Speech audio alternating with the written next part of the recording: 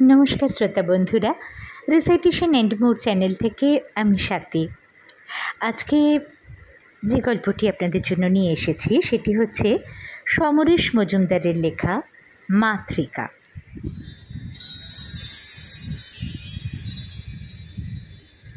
সকালবেলায় আমার বাবা আজকাল তাড়াতাড়ি বাড়ি ফেরে।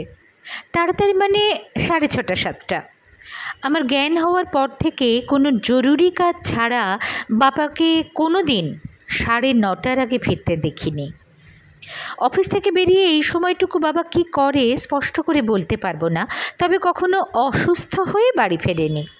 আমরা যে পাড়ায় থাকি সেখানে রাত করে যারা বাড়ি ফেরে তাদের অনেকেই টালমাটাল হয়ে হাঁটে। বাবা এই সময় নেশা করে এ কথা কোনো বড় শত্রুও বলতে পারবে না, মাও না। বাবা যে তাড়াতাড়ি ফিরছে তার কারণ আমার মা খুব অসুস্থ। অসুখটা কাল অবধি এমন ছিল যে দিনরাত তার কাছে বসে থাকতে হবে এমন নয়। সন্ধে নাগাদ ফিরে এলে বাবাকে কেমন অসহায় দেখাতো, কী করে সময়টা কাটাবে যেন বুঝতে পারতো না। আজ ঘুম থেকে ওঠার পর মায়ের এমন বাড়াবাড়ি হলো যে বাবা খুব ছোটাছুটি করে মাকে হাসপাতালে নিয়ে গিয়েছে। আমি যেতে চেয়েছিলাম কিন্তু আমাকে নিষেধ করা হলো। এখন আমার 3 বছরের ভাইটাকে নিয়ে আমি বাড়িতে আছি। স্কুলে তো যাওয়া হলো না। আমাকে যে কোলে পিঠে করেছে সেই কমলা মাসি ভাইকে খাইয়ে দাইয়ে ঘুম পাড়িয়ে দিয়েছে। আজ আমার বয়স 16 হলো। 16 মানে সুইট 16। আচ্ছা, ইংরেজিতে 16-র আগে সুইট কথাটা বলে কেন? 1 মাস আগের আমার সঙ্গে এখনকার আমার তো কোনো তফাৎ নেই। আমার শরীরের বার নাকি খুব বেশি। সবাই বলে আমি নাকি বাবার ধাত পেয়েছি। মা আমার কাঁধের কাছে পড়ে। মারামারি করলে মা নিশ্চয়ই হেরে যাবে, কিন্তু পৃথিবীতে আমি মাকেই সবচেয়ে বেশি ভয় পাই। একটু আগে দুপুরের খাওয়ার সময় কমলা মাসি আমাকে পায়েস খেতে দিয়েছিল। আজ সকালে বাড়িতে যেসব ব্যাপার চলেছে তাতে আমার জন্মদিনের কথাটা কারো খেয়াল থাকতে পারে না, কিন্তু কমলা মাসি বলল মা নাকি গতকালই তাকে পায়েস করার কথা বলে দিয়েছিল। অন্যান্যবার এই দিনটা এলে আমার খুব কষ্ট হতো। আমি ইংলিশ মিডিয়াম স্কুলে পড়ি। আমাদের ক্লাসের মেয়েরা জন্মদিনে পার্টি দেয়, ক্লাসে কেক গিফট নিয়ে যায়। মা সেটা একদম পছন্দ করে না। শুধু বাড়িতে লুচি আর পায়েস খেয়ে জন্মদিন করতে হয়, বিচ্ছিরি। কিন্তু আজ খেতে বসে ওগুলো দেখে আমার খুব কান্না পেয়ে গেল। সকাল থেকে যে কষ্টটা বুকের মধ্যে হচ্ছিল এখন যেন সেটা আরও বেড়ে গেল। মায়ের জন্য বুকটা কেমন করতে লাগলো। আজ বিকেলে আমি বাবার সঙ্গে মাকে দেখতে যাব। আমার বাবাকে দেখতে বেশ সুন্দর, লম্বা, খুব ফর্সা নয় কিন্তু হাসলে চমৎকার দেখায়। মা খুব ফর্সা কিন্তু বেঁটে। বাবা রাগ করলে সেটা কয়েক মিনিট থাকে, মা কিন্তু সহজে নরম হয় না। কিন্তু মা খুব ভদ্র, মানে রুচি আভিজাত্য এইসব মায়ের খুব আছে। আজ অবধি কখনো মায়ের আচরণে কোনো বেনিয়ম দেখিনি। বেনিয়ম মানে যেখানকার জিনিস সেখানেই রাখতে হবে, ঠিক সময়ে খাওয়া দাওয়া করতে হবে, চেঁচিয়ে কথা বলা চলবে না, এইসব নিয়ম। কিন্তু এসব নিয়ম শুধু আমার আর মায়ের জন্য, বাবার উপর এর প্রয়োগ নেই। মা তাকে কিছু বলে না। আমি জিজ্ঞাসা করি না কিছু, কারণ আমি জানি আমার বাবা ও মায়ের অনেক কথা আমি জানি, আর সেটা ওরা জানে না। আমার যে একটা গোপন ব্যাপার আছে তা অবশ্য বাবা জানে না। মাকে মাঝে মাঝে সন্দেহ হয় আমার, মাকে ঠিক বুঝতে পারি না। আমার মা আর বাবার মধ্যে সম্পর্কটা ভালো নয়। দিনের বেলায় এটা ঠিক বোঝা যায় না। বাবা ঘুম থেকে উঠে সোফায় বসে চায়ের কাপ নিয়ে কাগজ পড়ে, সে সময় আমি স্কুলে যাওয়ার জন্য তৈরি হই। এতদিন হয়ে গেল তবু ভোর ভোর কিছুতেই ঘুম ভাঙতে চায় না। আমাদের স্কুল বসে ঠিক 8টায়। শ্যামবাজার থেকে ওয়েলিংটনে সরাসরি ট্রামে চলে যাওয়া যায়, কিন্তু সেই কবে ক্লাস 2 থেকে আমি মিসেস মুখার্জির গাড়িতে যাওয়া আসা করছি, তার আর ব্যতিক্রম নেই। মা মিসেস মুখার্জিকে 70 টাকা মাসে দেবে, কিন্তু আমাকে বাসে ট্রামে যেতে অ্যালাউ করবে না। এখন আমি কচি খুকি নই যে রাস্তা হারিয়ে ফেলব। বাবা একবার বলেছিল, এবার মুখার্জির কোল থেকে ওকে নামিয়ে দাও, নিজে যাওয়া আসা করে পথঘাট চিনুক, নইলে চিরকাল বোকা হয়ে থাকবে। মা উত্তর দেয়নি, কিন্তু মিসেস মুখার্জির আশা বন্ধ হয়নি। ঠিক 7:30 বাজতে না বাজতেই 2বার হর্ন বাজবে। তখনও যদি আমার জুতোর ফিতে বাঁধা না হয়, ব্যাগ কাঁধে দৌড়ে নামতে হবে দোতলা থেকে। 7টা থেকেই মা টিকটিক করে আমার পেছনে, এতক্ষণ বাথরুমে কি করছো? জামা পরতে এত দেরি কেন? কাল রাত্রে বইপত্র গুছিয়ে রাখতে পারোনি? ইস, জুতোটার কী অবস্থা করেছো! ব্রাশ করতে পারোনি এত বড় ধেড়ে মেয়ে! সেই সময়টায় হর্ন বেজে উঠতেই আমি ছুটতে থাকি। কয়েক পা নেমেই মনে পড়ে যায় মায়ের হাতে ব্যাগটা দিয়ে আমি দৌড়ে আবার ঘরে ফিরে যাই। খবরের কাগজের আড়াল থেকে বাবার চোখ তখন দরজার দিকে। আমার পায়ের শব্দ পাওয়া মাত্র বাবা অন্যমনস্ক হবার ভান করে। আমি এক হাতে কাগজটাকে সরিয়ে দিয়ে চট করে গালে হাম খেয়ে ফের ছুটে যাই। মা তখন নিচে বিরক্তিতে মাথা নাড়ছে। মুখে কিছু না বলে মিসেস মুখার্জির সঙ্গে দেখুন হাসি হেসে দাঁড়িয়ে থাকে গাড়িটা চলে যাওয়া পর্যন্ত। আজকাল বাবাকে হাম খেতে আমার কেমন যেন লাগে। যেদিন থেকে স্কুলে যাচ্ছি সেদিন থেকে বাবাকে হাম খেয়ে যাওয়া একটা নিয়ম হয়ে গিয়েছে। ছোট যখন ছিলাম তখন একরকম ছিল, কিন্তু বড় হয়ে গেছি আমি, এ কথাটা বাবা একদম খেয়াল করে না। যেদিন একটু সময় থাকে হাতে অথবা বাবার মেজাজ ভালো থাকে, সেদিন আমার কোমর জড়িয়ে ধরে বাবা বলে, এই যে আমার ঢিপসীমা, আজকাল আর আমায় আদরই করতে চায় না। আগে বাবা আমার ঠোঁটে হাম খেত, সেটা খুব বিচ্ছিরি ব্যাপার, থুতু লেগে যায়। এখন শুধু গালে ঠোঁট ছোঁয়। একদিন আড়াল থেকে মাকে এই ব্যাপারে কথা বলতে শুনেছি। মা বলছিল, মেয়েটা বড় হচ্ছে, খেয়াল রেখো। বাবা অন্যমনস্ক গলায় বলেছিল, সেটা তো তোমার ডিপার্টমেন্ট। তারপর যেন মনে পড়ে গিয়েছে এমনভাবে বলল, তুমি কি হাম খাওয়ার কথা বলছো? সেটা ছাড়া আমি থাকতে পারবো না। এটা একটা আমার এক্সপেরিমেন্ট। মেয়েরা বড় হলে বাপ মায়ের কাছ থেকে তফাতে চলে যায় মানি, কিন্তু আজন্ম যদি তুমি একটা জিনিস প্রতিদিন করে যাও তাহলে তফাত যাওয়ার সময়টা পাবে কি করে? ও রোজ আমাকে হাম খায় যেমন ভাত টিফিন খায়। মা কোনো জবাব দেয়নি, কিন্তু বাবা জানে না আমি হাম আর চুমু খাবার তফাতটা বুঝে গেছি। হাম, হামি, হামো, বাবা যাই বলুক না কেন, আসলে সবই চুমু খাওয়া। ভদ্রতা করে লোকে নিজের মতো এবং সুবিধে অনুযায়ী একটা নাম দিয়ে নেয়। একটা সিনেমা দেখে ব্যাপারটা আমি স্পষ্ট বুঝে গেছি। এই সিনেমা দেখা ব্যাপারটা নিয়েও মায়ের নিয়ম অনিয়ম আছে। সিনেমা 2 প্রকার, বড়দের সিনেমা, ছোটদের সিনেমা। বড়দের সিনেমা আমার দেখা চলবে না। যেসব সিনেমায় নায়ক নায়িকার ছবি থাকে সেগুলো বড়দের সিনেমা। মায়ের ধারণা ওগুলো দেখলে আমি বুঝতে পারবো না। আসলে আমি যদি বকে যাই, এই হলো ভয়। কিন্তু আমার ক্লাসের মেয়েরা কিন্তু হরদম এসব ছবি দেখে। টারজান, লরেল হার্ডি, এসব ছবি আর কটা হয়। 1 বছর আগে মায়ের সঙ্গে একটা মর্নিং শো দেখতে গিয়েছিলাম, লরেল হার্ডির ছবি। সেখানে একটা বাসের মধ্যে একটা লোক তার সঙ্গের মেয়েকে খুব কায়দা করে চুমু খেয়ে অজ্ঞান হয়ে যায়। আমি অন্ধকারেও মায়ের থমথমে মুখ বুঝতে পারছিলাম। লোকটা এমন করে চুমু খাচ্ছিল যে আমার শরীর কেমন হয়ে গিয়েছিল। মনে হচ্ছিল কেউ যদি ওরকম করে আমায় চুমু খেত। বাবার সঙ্গে এর কোনো তুলনাই হয় না। তারপরই তো আমি সমীরদার লভে পড়ে গেলাম। বাবা মায়ের মধ্যে যে ব্যাপার আছে তা যে দিনের বেলায় বোঝা যায় না, এটা কিন্তু আমার কাছে খুব আশ্চর্যের মনে হয়। আসলে মা অত্যন্ত ভদ্র এবং মার্জিত বলেই এটা সম্ভব। আমার মনে আছে অনেক দিন আগে কমলা মাসি একবার দেশে গিয়েছিল। তখন ওর বদলে একটা বাচ্চা মেয়ে আমাদের বাড়িতে কাজ করত। সে একদিন কথায় কথায় খবরের কাগজ দেয় যে ছেলেটা, তাকে খচ্চর বলেছিল। শুনে আমার কি অবস্থা! দৌড়ে মাকে কি বললাম, ওকে এক্ষুনি ছাড়িয়ে দাও। মা কি হয়েছে জানতে চাইলে আমি কিছুতেই শব্দটা বলতে পারলাম না। তখন বিরক্ত হয়ে মা ধমকাতে ভ্যাঁ করে কেঁদে ফেললাম। এখন যে কি হাসি পায় ব্যাপারটা ভাবলে। আসলে মায়ের রুচিতে আমি মানুষ হয়েছিলাম বলেই অমনটা হয়েছিল।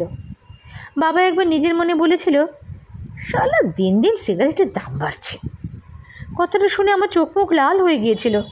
বাবাকে জিজ্ঞেস করলাম, তুমি ও কথাটা বললে কেন? অবাক হয়ে বাবা বলেছিল, কোন কথাটা? আমি উচ্চারণ করতে না পেরে খাতা নিয়ে ইংরেজিতে SALA লিখে বাবাকে দেখিয়েছিলাম। তা দেখে বাবার কি হাসি। দিনের বেলায় তো বাবা মায়ের মধ্যে কথাই হয় না। শনিবার আমার ছুটি থাকে, সেদিন তো সব দেখি। কাগজ পড়ে বাবা বাজারে যায়। সংসারে 3টি কাজ বাবা করে থাকে, বাজারে যাওয়া, ইলেকট্রিক বিল আর টেলিফোনে টাকা দেওয়া, ব্যাস। বাজার থেকে ফিরে চা খেয়ে দাড়ি কামাতে বসে। সে যে কী ব্যাপার না দেখলে বোঝা যাবে না। প্রথমে জুলফির পাকা চুল সন্না দিয়ে তুলবে, তারপর আদর করার মতো নিজে দাড়ি কামাবে। ততক্ষণে ভাইকে স্নান করিয়ে নিজে তৈরি হয়ে নেয় মা। 9:30 বাজতে না বাজতেই নিচে খেতে চলে যায় ভাইকে সঙ্গে নিয়ে। যাওয়ার আগে একবার যন্ত্রের মতো জিজ্ঞাসা করে চাবির দরকার আছে কিনা। খাওয়া হয়ে গেলে মা আর ওপরে ওঠে না, বাগবাজারের স্কুলে চলে যায়। বাবা বের হয় 10:30 নাগাদ, হেলে দুলে ঘুমন্ত ভাইকে আদর করে। আমার দিকে তাকিয়ে জিজ্ঞেস করে, কি আমার ঢিপসি মা? আমি একটু মোটা সোটা বলে আদর করে আমাকে ঢিপসি বলে ডাকা। দু চোখে দেখতে পারি না।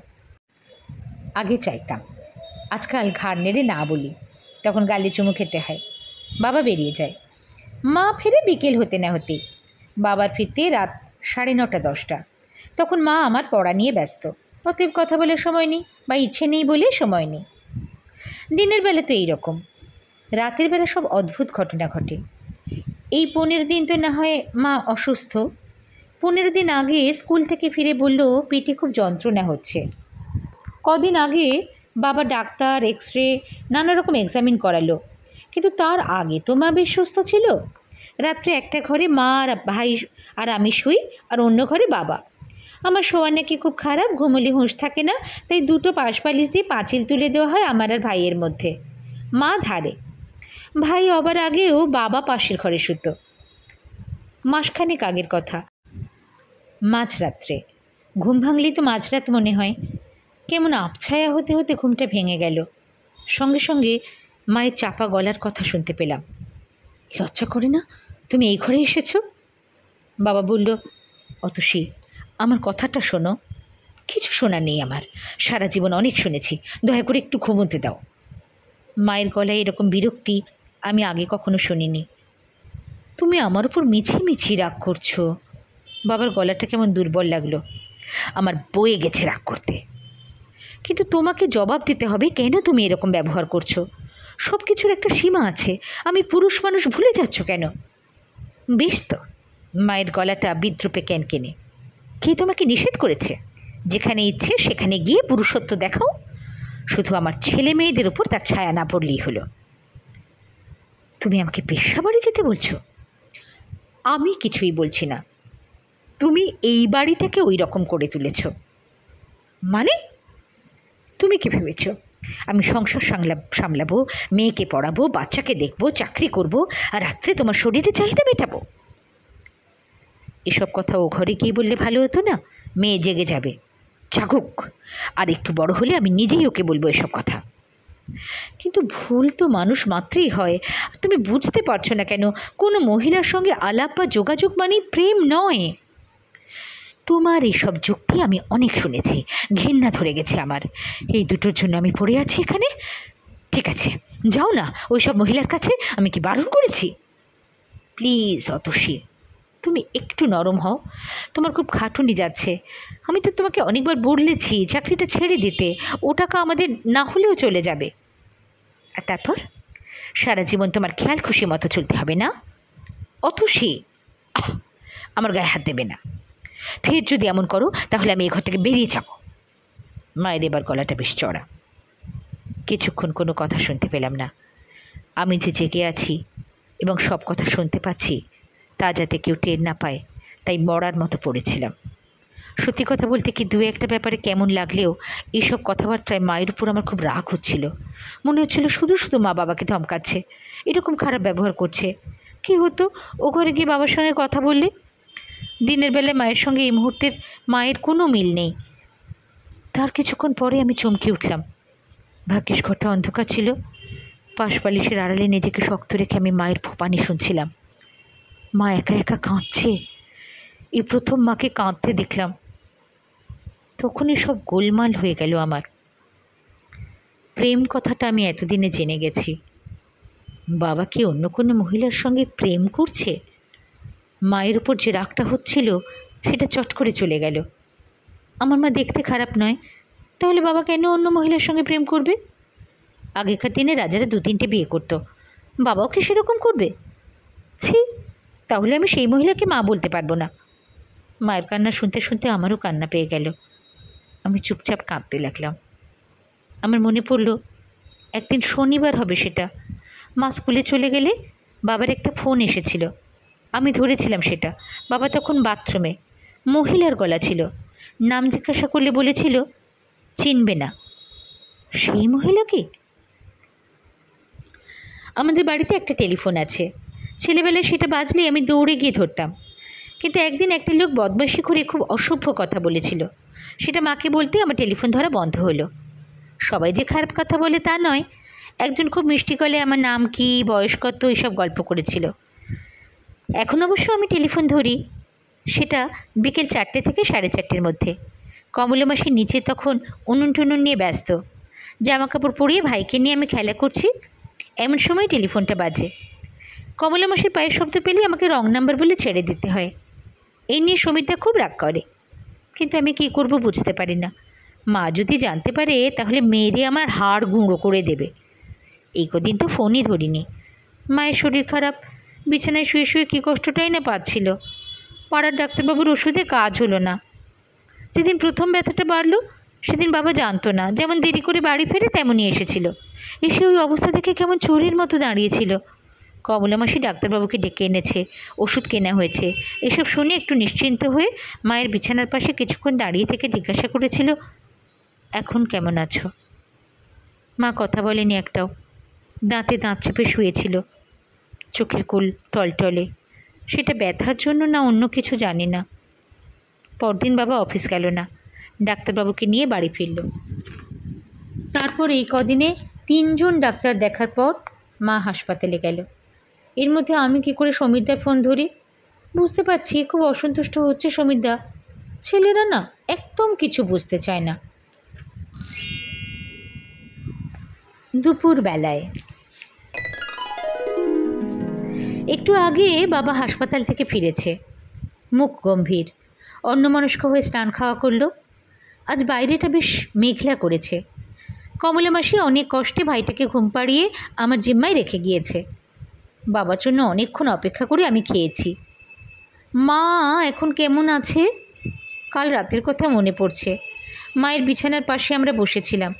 অত দুষ্টু যে বাপ্পাটা, সেও যেন বুঝতে পেরেছিল মায়ের শরীর ভালো নয়, চুপটি করে আমার কোলের কাছে বসেছিল। বাবা সারাদিন বের হয়নি। মায়ের জ্বর জ্বর লাগছিল বলে টেম্পারেচারটা নিচ্ছিল। হঠাৎ মা বলে উঠল, আমি যদি মরে যাই তাহলে ভেবো না আমি চলে যাব, ঠিক ভূত হয়ে তোমাদের কাছে ঘুরঘুর করব। বাবা নিজে কেমন একটা শব্দ করে বলল, কী যে ছাইপাশ কথা বলো, মরার নাম করছো কেন? মা বলল, বাঁচতে আমার আর ইচ্ছে করে না গো। ইদানিং দেখছি অসুখটা বেড়ে যাবার পর মা বাবার সঙ্গে কেমন অদ্ভুত গলায় কথা বলে, সেই ঝাঁঝটা নেই, ভীষণ নির্লিপ্ত মনে হয়। আমার এসব শুনতে ভালো লাগছে না। বাবা যেন রাগ করলো। মা হাসলো, তারপর আমাদের দিকে মুখ ফেরালো। মায়ের চোখে চোখ রাখতে পারলাম না আমি, কেমন অদ্ভুত চোখ। মা হেসে বলল, তোর খুব কষ্ট হচ্ছে খুকি? আমি ঘাড় নাড়লাম। মন দিয়ে পড়াশুনো করবি, ভাইটাকে দেখবি, ও যখন বড় হবে তখন আমার কথা ওকে বলবি। সঙ্গে সঙ্গে মাকে জড়িয়ে ধরে আমি কেঁদে ফেলেছিলাম। মা, তুমি এমন করে কথা বলছো কেন? দূর বোকা মেয়ে, বলছি তো কাঁদছিস কেন? এখন তো তুই একা নেই, তোর ভাই আছে, সবসময় মনে রাখবি। ঠিক তক্ষুনি আমার সেই রাতটার কথা মনে পড়ে গিয়েছিল। অনেক দিন আগের সেই রাত। ভাই তখন হয়নি, খুব বৃষ্টি হচ্ছিল। বাজ পড়ার শব্দে আমার ঘুম ভেঙে গেল। আমি উঠে পাশপালি সরিয়ে মায়ের কাছে যাব ভাবছি, সেই সময় বাবার গলা পেলাম। বাবা এত রাত্রে আমাদের ঘরে আসে না। কি কথা হচ্ছে শুনবার জন্য কাঠ হয়ে শুয়ে থাকলাম। বাবা বলছিল, কিন্তু তুমিই তো একসময় আগ্রহ দেখিয়েছিলে, এখন না বলছো কেন? আমি যখন চেয়েছিলাম তখন খুকি 3 বছর বয়স, তুমি না বলেছিলে। তখন অসুবিধে ছিল, সে কথা তো অনেকবার বলেছি। তুমি তখন আমাকে ডিভোর্সের কথা ভাবছিলে। না, সেরকম নয়। এখন আর হয় না, আমার আর ইচ্ছে নেই। তুমি যদি জোর করো তাহলে যে আসবে সে আনওয়ান্টেড চাইল্ড হয়ে যাবে। কিন্তু একটা কথা বুঝতে পারছো না কেন, এই বিরাট পৃথিবীতে তুমি আর আমি ছাড়া খুকির কেউ নেই। আমাদের নিজেদের বাড়ির সঙ্গে সম্পর্ক তো নেই বললেই চলে। তাই তো একটা সময় আসবে, নিশ্চয়ই আসবে, যখন আমাকে এবং তোমাকে পৃথিবী থেকে চলে যেতে হবে। ভাবতে পারো তখন খুকি কীরকম একা হয়ে যাবে, নিজের বলে ওর কেউ থাকবে না। মা যেন কিছুক্ষণ কি ভাবলো। ওর বিয়ে হয়ে যাবে, স্বামী পাবে, ঘর পাবে। যদি না মিল হয় দুজনের, আমার মতো অ্যাডজাস্ট করে নেবে। আমি পেরেছি, ও পারবে না কেন? এখন তুমি এই কথা বলছো, কিন্তু একদিন এইসব কথা তুমিই বলেছিলে। আমরা তো আবার আগের মতো হতে পারি, পারি না? পারো? কেন পারি না? তুমি আমাকে একবার সুযোগ দাও। এর আগে অন্তত 5 বার তুমি এই কথা বলেছ। ঠিক আছে, খুকির জন্য আমি আরেকবার নিজেকে ঠকাই, তবে আজ নয়। বাবা কিছুক্ষণ দাঁড়িয়ে থেকে পাশের ঘরে চলে গেল। মায়ের কথাটা শুনে আমার সেই রাতটাকে মনে পড়ে গেল। আমি একা থাকবো বলে মা ভাইটাকে এনেছে। এর মধ্যে কিছুদিন হলো, এই কিছুদিনই হলো আমার স্কুলের বন্ধুদের কাছ থেকে জেনে গেছি মানুষ কী করে জন্মগ্রহণ করে। কিছুক্ষণ ও ঘরে বসে থেকে বাবা আমার কাছে এলো। আমি চুপচাপ জানলা দিয়ে আকাশ দেখছিলাম। বাবা এসে আমার মাথায় হাত দিল। আমার জিজ্ঞাসা করতে খুব ভয় করছিল, তবু বললাম, মা কেমন আছে? ভালো নয়, অপারেশন হয়েছে, জ্ঞান ফেরেনি, সন্ধে নাগাদ ফিরবে ডাক্তার বলল। আমি যাব বিকেলে তোমার সঙ্গে। যাবি? না থাক, বাপ্পা একা থাকবে, কান্নাকাটি করতে পারে। হ্যাঁ রে, তোর মা কি খুব ঝাল খেত? শনি রবিবার ছাড়া দুপুরে মায়ের খাওয়া আমি দেখি না, তবু মনে করতে পারলাম না তেমন কিছু। ঘাড় নাড়লাম। বাবা আমার চুলে হাত বোলাচ্ছিল। সামনে খাটের ওপর ভাই হাত পা ছড়িয়ে নিশ্চিন্তে ঘুমোচ্ছে। খুকি, তুই তো এখন বড় হয়েছিস, বুঝতে শিখেছিস।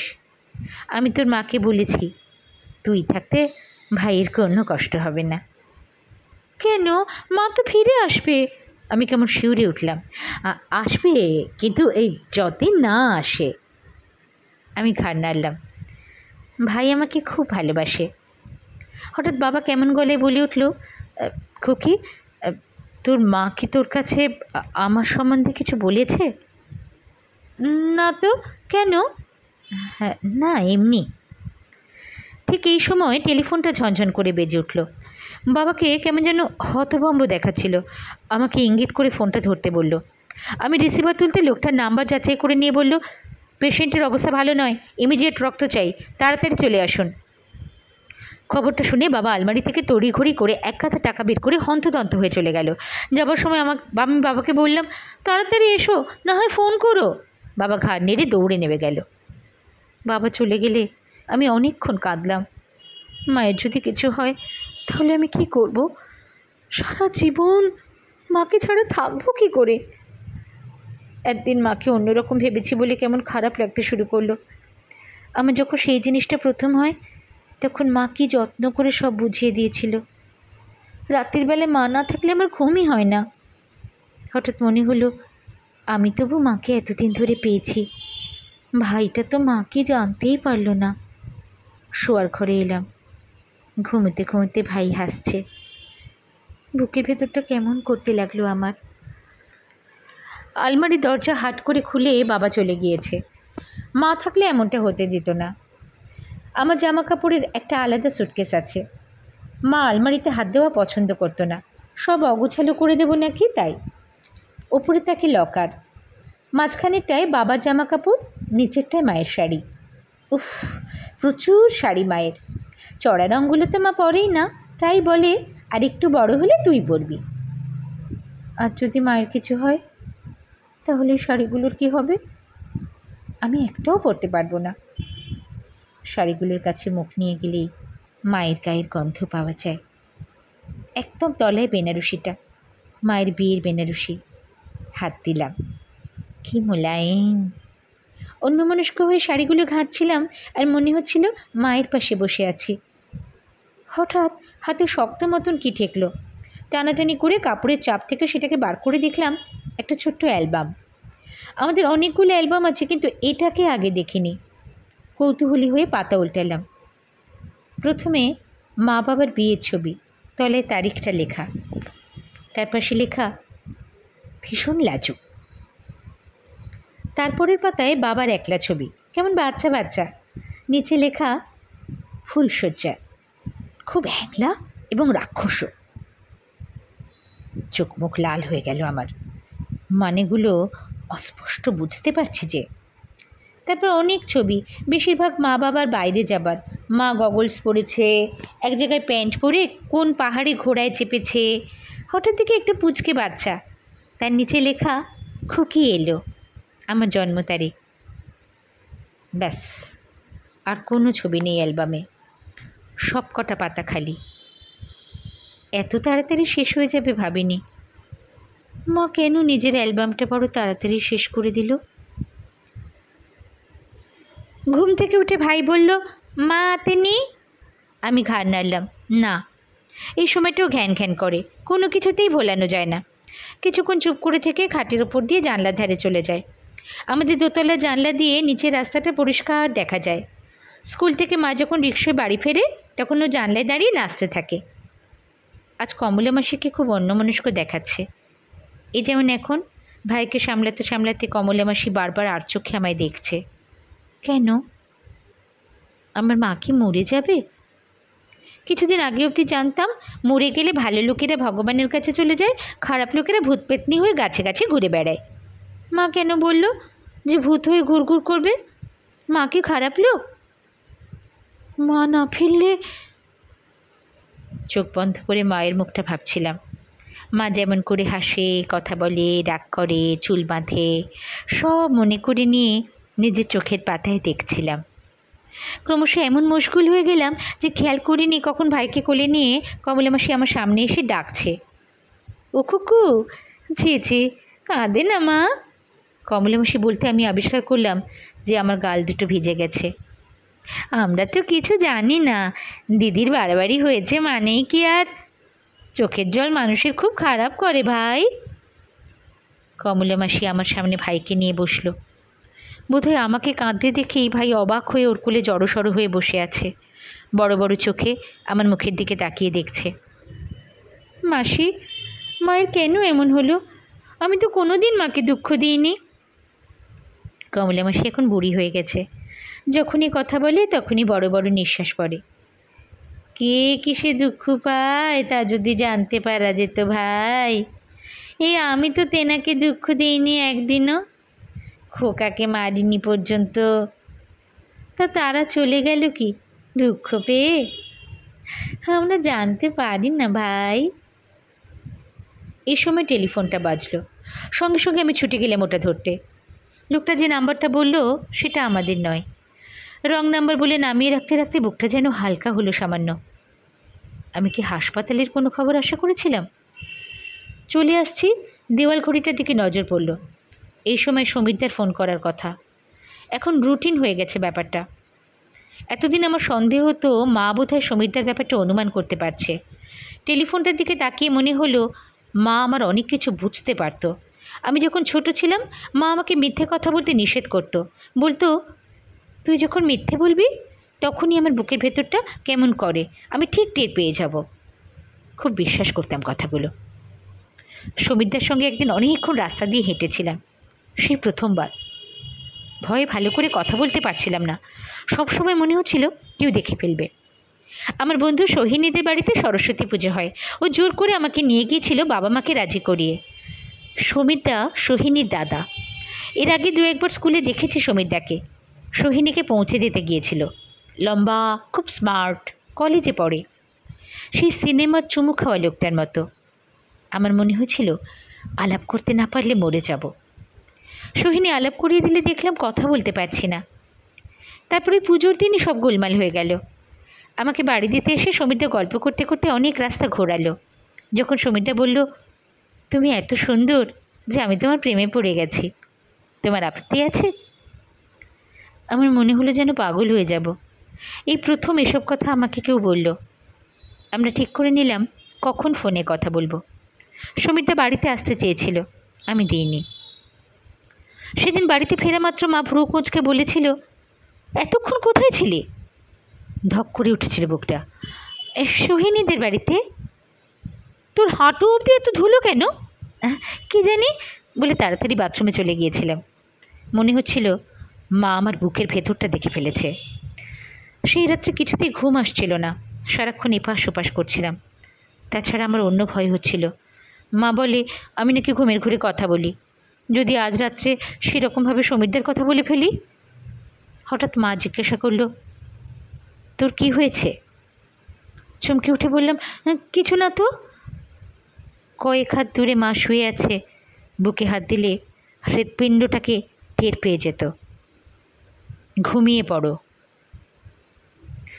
সেদিন থেকে আমার মনে হতো মা যেন কেমন চোখে আমাকে মাঝে মাঝে দেখছে। হয়তো আমার ভুল, তবু অস্বস্তি হতো না। তারপর থেকে আমি সোহিনীদের বাড়ি যাইনি, সমীরদার সঙ্গে রাস্তায় হাঁটিনি। সেদিন সমীরদা আমাকে রেস্টুরেন্টে নিয়ে যেতে চেয়েছিল, আমার খুব ভয় করছিল বলে যায়নি। তার চেয়ে টেলিফোনে কথা বলাই বরং ভালো। ইদানিং সমীরদা প্রায় বলে বাইরে বেরোতে। ওদের কলেজের কাছে খুব ভালো রেস্টুরেন্ট আছে, সেখানে কেবিনে বসে অনেকক্ষণ কথা বলা যায়, কেউ দেখতে পাবে না। সঙ্গে সঙ্গে আমার সারা শরীরে কাঁটা দিয়ে ওঠে। আমি সেই সিনেমাটাকে চোখের সামনে দেখতে পাই। রাত্রির বেলা। একটু আগে আকাশ থেকে একটা তারাকে ঝরে পড়তে দেখলাম। কমলা মাসি বলল, ওটা দেখা নাকি খুব খারাপ, অমঙ্গল হয়। বাবা যে সেই গেছে, আর কোনো খবর দেয়নি। মা কি রক্ত নিয়ে সুস্থ হয়নি? তাহলে বাবা আসছে না কেন? একটা টেলিফোনও তো করতে পারতো। আমার হাত পা ঠান্ডা হয়ে আসছে। যে আশঙ্কাটাকে সারাদিন ঢেকে ঢুকে রেখেছি, তাকে যেন আর সামলানো যাচ্ছে না। সন্ধেবেলায় ভাই খুব কান্নাকাটি করেছে, আমাকে জড়িয়ে ধরে মায়ের কথা বলেছে। সবচেয়ে আশ্চর্যের কথা, ও আজ মাসির হাতে খেতে চায়নি মোটেই। আমি কোলে বসিয়ে খাইয়ে ঘুম পাড়িয়েছি। তাই দেখে মাসি বলেছে, আজ থেকে তুমি সত্যিকারের দিদি হলে, তোমার দায়িত্ব বেড়ে গেল। নিজেকে কেমন অন্যরকম লাগছে। মা যেভাবে ভাইকে খাওয়াতো, ঘুম পাড়াতো, আমি অবিকল সেই রকম করতে ও আরামে ঘুমিয়ে পড়ল। হঠাৎ মনে হচ্ছে আমি যেন ওর কাছে দিদি নই, কেমন করে মা হয়ে গেছি। মা যা যা করতো তাই যদি আমি করে যাই, তাহলে ওর কোনো অসুবিধে হবে না। ক্রমশ এটাই মনের মধ্যে জুড়ে বসছে। আর তারপর থেকেই মনে হচ্ছে মাকে আমি ঠকিয়েছি। সমীরদার ব্যাপারটা আমি একদম চেপে গিয়েছি। মাকে কি বাবাও ঠকিয়েছে? সেই মহিলার সঙ্গে প্রেম করা নিয়ে মা খুব কেঁদেছিল। আমি জানি মা বাবাকে খুব ভালোবাসত, অ্যালবামের ছবিগুলো দেখলেই বোঝা যায়। কী অভিজ্ঞতায় মাকে এখন কাঁদতে হয় আমি সেটা জানি না। যদি জানতে পারতাম, তাহলে আমি হয়তো ভবিষ্যতে মায়ের মতো কাঁদতাম না। হঠাৎ মনে হলো আমার এবং বাবার জন্য আজ বায়ের শরীরে রক্ত দেওয়া হচ্ছে। ভাইটা এমন ভঙ্গিতে ঘুমুচ্ছে যে ওর বুকে লাগবে। ঠিক করে শুয়ে দিতে গিয়ে আমার হাত জড়িয়ে ধরল। ঠিক এই সময় অনেক দূরে আওয়াজটা শুনতে পেলাম। আমাদের বাড়ির সামনে ওই রাস্তা দিয়ে শব্দগুলো রোজ গঙ্গার দিকে চলে যায়। শব্দটা কানে যেতে সমস্ত শরীর হিম হয়ে গেল আমার। মনে হলো নিঃশ্বাস বন্ধ হয়ে যাবে। কমলা মাসিকে চট করে উঠে দাঁড়িয়ে দেখলাম আমি। হঠাৎ মনে হলো পৃথিবীটা কেমন ঘুরে ঘুরে যাচ্ছে। খুব চাপা, গম্ভীর এবং কান্না মেশানো হরিধ্বনিটা এগিয়ে আসছে। এক একটা শব্দ চায় চিৎকার করে শাসাতে শাসাতে। এটা মোটেই সেরকম নয়। কমলা মাসি পাশের জানলার ধারে ঝুঁকে পড়ে দেখার চেষ্টা করছে। হঠাৎ ঘুমের ঘোরে ভাই কেঁপে উঠতেই আমার কি হলো জানি না, আমি দুহাত দিয়ে ভাইয়ের কান চেপে ধরলাম। না, ওকে এই শব্দ শুনতে দেব না। দাঁতে দাঁত চেপে আমি নিজেকে সামলাতে চেষ্টা করছিলাম। আচ্ছা, মা এই সময় এখানে থাকলে কি করতো? ওরা কি মাকে নিয়ে আসছে? মা গো, ওরা কারা? বাবা হাসপাতাল থেকে ওদের কি করে জোগাড় করলো? আমাদের কোনো আত্মীয় তো কলকাতায় নেই। এখানে আমরা একা, নাকি বাবার অফিসের লোকজন সব? শব্দটা এবার কাছে এসে গেছে, নিশ্চয়ই আমাদের বাড়ির সামনে এসে থামবে। আমি ভাইকে কখনো জাগতে দেব না। এমন সময় পাশের ঘরে টেলিফোনটা চিৎকার করে উঠল। নিশ্চয়ই কেউ খবর দিচ্ছে। কমলা মাসি আমাকে একবার দেখে ছুটে গেল ফোন ধরতে। শব্দটা আসছে, খুব আবছায়া দেখলাম কমলা মাসিকে। তোমার ফোন ভাই, সোহিনী করছে। সোহিনী? সমস্ত শরীর নিরক্ত আমার। ভাইয়ের কান থেকে হাত সরিয়ে নিয়ে আমি কি টেলিফোন ধরতে যাব? আমি বলতে গেলাম আমি কথা বলবো না। সেই সময় যেন ঢেউয়ের মতো দুলতে দুলতে শব্দটা আমাদের বাড়ির সামনে দিয়ে চলে গেল। জানলায় দাঁড়িয়ে কমলা মাসিকে দুহাত কপালে ঠেকিয়ে নমস্কার করতে দেখলাম। কোথাও যখন কোনো শব্দ নেই, কমলা মাসি বলল, উফ, বুকটা কেমন করে উঠেছিল। কি হলো? টেলিফোন ধরে রয়েছে। কিভাবে আমি টেলিফোন পর্যন্ত হেঁটে এলাম জানি না। সোহিনী হাসল। কি রে, ঘুমোচ্ছিস? না। তোর মা বাবা বাড়িতে আছে? না। গুড, কথা বল। পর মুহূর্তে সমীরদার গলা পেলাম। কার সঙ্গে সারা বিকেল কথা বলছিলে? কতবার ডায়াল করে লাইনই পেলাম না। আর কেউ ফোন করে নাকি? মানে? আমার মনটা হঠাৎ থমকে গেল। আমার কোনো উত্তেজনা হচ্ছে না কেন? যা সুন্দরী মেয়ে, বলা যায় না। এই শোনো, আমি আর পারছি না, কাল বাইরে দেখা করতেই হবে। সমীরদার গলায় দাবির সুর। পারবো না, আমার মা হাসপাতালে গেছে। কেন? সমীরদাকে চিন্তিত শোনালো। ভালো লাগলো আমার, শরীর খারাপ। গুড, তাহলে ওই ঝিটাকে কোনো রকমে ম্যানেজ করে বাড়ি থেকে বের করে দাও কয়েক ঘন্টার জন্য। আমরা তোমার বাড়িতেই। বলে অদ্ভুত হাসলো। কি, রাজি? কেন? তোমাকে হাম খেতে না পারলে আমি মরে যাব। সঙ্গে সঙ্গে আমার শরীরটা কেমন করে উঠল। চোখের সামনে আমার মা দাঁড়িয়ে। হ্যাংলা এবং রাক্ষস কথাটা ভয়ঙ্কর হয়ে গেল আচমকা। আমার পালাবার যেন কোনো পথ নেই। রাক্ষসটা তেড়ে আসছে সমানে। কী করে জানি না মায়ের সেই কথাগুলো মনে করতে পারলাম। খুব গম্ভীর গলায় বললাম, আমি আপনার শরীরের চাহিদা মেটাতে পারবো না। দয়া করে আমাকে ফোন করবেন না। এটা কথাটা আমি উচ্চারণ করতে পারলাম না। আরে যা শালা, কী হলো? সমীরদার গলাটাকে টিপে ধরলাম টেলিফোন নামিয়ে। আমার গায়ে এখন ভীষণ জোর। মায়ের কাছ থেকে আমি অনেক কিছু শিখে গিয়েছি। মা যা যা করতো আমি সেইগুলো করতে পারবো না কেন? বরং মায়ের ভুলগুলো আমি যাতে না করি। এই সময় টেলিফোনটা আবার বাজল। সমীরদা? একবার ভাবলাম ধরব না, তারপর শক্ত হাতে রিসিভার তুললাম। খুকি, তোরা কেমন আছিস? বাবার গলা। ভালো আছি বাবা। মা কেমন আছে? এখনও জ্ঞান ফেরেনি। ডাক্তার বলেছে কাল সকাল অবধি অপেক্ষা করতে হবে। আমি ভাবছি থেকে যাই কাল পর্যন্ত। তোরা একা থাকতে পারবি তো মা? তুমি কিছু চিন্তা করো না, আমি এখন অনেক বড় হয়ে গেছি বাবা। কথাগুলো বলতে যে কি তৃপ্তি লাগলো। শুনছিলেন সমরেশ মজুমদারের গল্প মাতৃকা। কেমন লাগলো অবশ্যই জানাবেন। ভালো লাগলে লাইক আর শেয়ার করবেন। আর এরকম নানান গল্প, কবিতা, শ্রুতিনাটক এসব শোনার জন্য আমার এই রিসাইটেশন এন্ড মোর চ্যানেলটি ইচ্ছে হলে সাবস্ক্রাইব করে রাখতে পারেন। সবাই খুব ভালো থাকবেন। নমস্কার।